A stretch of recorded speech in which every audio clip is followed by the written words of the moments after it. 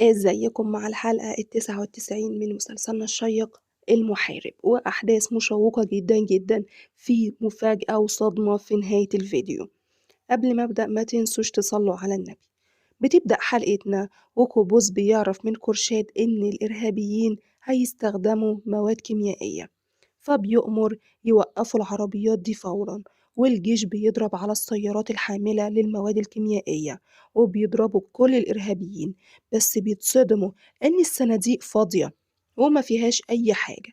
فكوبوس بيزعق وبيقول دي خدعة، وقعنا في الفخ، وبيأمرهم يدوروا على أي حد حي.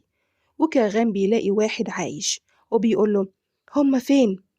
فبيخبروا إن الإرهابيين رايحين لمكان ما بين قرية عربية وقرية كردية جنبا لجنب. فكوبوس بيطلع يجري وبيمسك الخريطة وبيفضل يدور في الخريطة. فكاغان بيقوله هي دي أيها القائد، عين العرب. فحيدر بيقول إحنا اتأخرنا، مش هنقدر نوصل، المسافة بعيدة. فكوبوس بيقوله هنجرب أيها السيف، إحنا هنطير لهناك. وبيطلعوا يجروا، والغراب الأسود بيطمن على الوضع. فجيتو بيقوله أساسا مفيش حياة في القرية، إحنا لو ما ضربناهاش كده كده هما ميتين. فسيفو بيقوله دي قرية كردية وإحنا من الأكراد. فالغراب بيضحك وبيقول ما كنتش أعرف إن عندك انتماء. فسيفو بيقول أنا وإنت من الأكراد هنضرب صاروخ كيميائي على أهلنا؟ لو مضطرين نعمل كده نروح ونقتل جزء منهم ونترك الباقي، بس ليه نسمم شعبنا؟ فالغراب بيقرب له وبيقول إيه رأيك أقتلك أنت الأول؟ فسيفو بيقول يبقى إحنا ما اختلفناش عن صدام. فالغراب بيخنقه وبيقوله اوعى تتصرف معايا بذكاء يا عقل العصفورة، اوعى تعترض على أمر أمرتك بيه، فاهم؟ أنا بحاول أخلي العالم يقول إن الأتراك وحوش، والدولارات الخضراء بتيجي من الأشخاص اللي عايزة الأتراك تتدمر، فهمت؟ فبيقوله أيوة فهمت.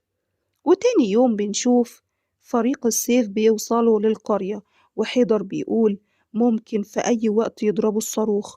إيه رأيك أيها القائد كوبوز نهجم عليهم ونتخلص منهم وننقذ المدنيين؟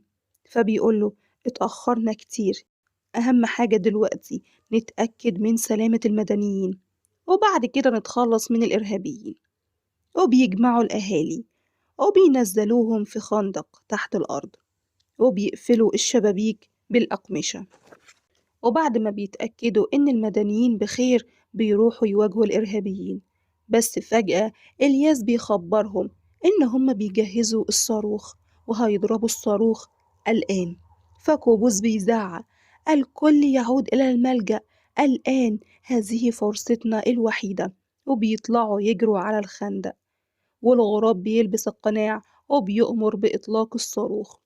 وفريق السيف مش بيلحق يوصل للخندق، وكوبوس بيزعق لا أحد يتنفس، اكتموا أنفاسكم. وبيغمى عليهم وبيقعوا على الأرض، والسماء بتبقى كلها حمرا، وبتوصل شيدام وبتديلهم الأقنعة وحقن. والغراب بيقول لهم إيه اللي بيحصل؟ إيه المروحية دي؟ جت إمتى وإزاي؟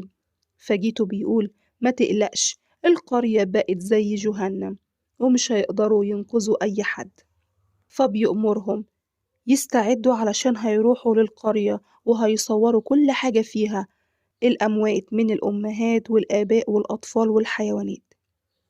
وكتال مش بيتصل بكوبوز وبيأمروا يخلصوا على الإرهابيين اللي عملوا كده وضربوا الصاروخ على القرية. فكوبوز بيأمر كاغان وحيدر يتخلصوا من الصاروخ ويقتلوا الإرهابيين، وبعد كده ياخدوا الطلقة دي ويبعتوها لعنوان كورتيس. فكاغان وسردار وحيدر بيطلعوا يجروا وبيحفروا في الأرض وبيضعوا القنابل وبيستخبوا لغاية لما تيجي سيارات الإرهابيين. وبنشوف فريق السيف بيخرجوا المدنيين وبيطمنوا عليهم، وسيارات الإرهابيين بتوصل وبتيجي تدخل القرية. فجأة كاغان بيفجر القنبلة والسيارة اللي فيها الصاروخ بتنفجر. والغراب الأسود بيقول لهم مش هنمشي من هنا غير لما أخلص على العساكر دي. وحيدر بيقول هنعمل إيه دلوقتي؟ هنقتلهم؟ فكهان بيقول له اصبر مش دلوقتي، إحنا حلينا أمر الصاروخ، هننسحب الآن. والغراب بيؤمر سيفو ياخد الرجالة ويطلع يجري ورا التلات عساكر ويقضوا عليهم. وسيفو بيضرب على كاغان وحيدر وبايرام وبيصيبوا بايرام في دراعه، فكاغان بياخدهم وبيطلعوا يجروا وبيستخبوا في مكان، وبايرام بيدي لنفسه حقنة مسكنة. وكاغان بيقول لهم مادام معانا رصاص في جيوبنا لازم نقتلهم. وكوبوس بيعرف إن في حد اتصاب بس مش بيقدر يسمع صوت كاغان كويس، وبيأمرهم إن هم هيرجعوا للمقر. فسردار بيتصدم وبيقوله إزاي؟ إحنا هنتركهم لوحدهم؟ مش هنرجع لهم؟ فكوبوز مش بيرد عليه وبيأمرهم يركبوا السيارة. وكورشات بيقول لهم إحنا سبناهم قصدا. وسردار بيقول كوبوز بيعمل إيه؟ أنا هتجنن. وبنشوفهم في المزرعة مستخبيين، وكاغان بيقول عددهم كبير أكيد هيوصلوا في أي لحظة، استعد يا حيدر. وسيفو بيسأل المدني هل رأى 3 عساكر؟ فبيقول له أيوة.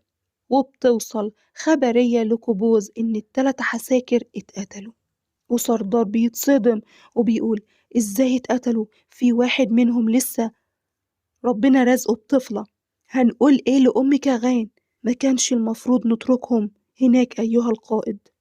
وبينتشر خبر إن ال3 عساكر استشهدوا، وهم كاغان وحيدر وبايرون. وأصلي أول لما بتسمع الخبر بتتصدم وبتقع من إيديها الكوباية. والغراب وكورتس بيفرحوا جدا وبتخلص حلقتنا. وكوبوز لابس الزي العسكري وبيروح لسيلفار أم كاغان. يا ترى فعلا كاغان وحيدر وأيمرة ماتوا ولا في مفاجآت في الحلقة القادمة؟ ده اللي هنشوفه في الحلقة الجاية. لو عجبكم الفيديو ما تنسوش تدوسوا لايك، الاشتراك في القناة، تفعيل الجرس على الكل ليصلكم كل جديد. استنوني مع حلقة جديدة وملخص جديد. السلام عليكم.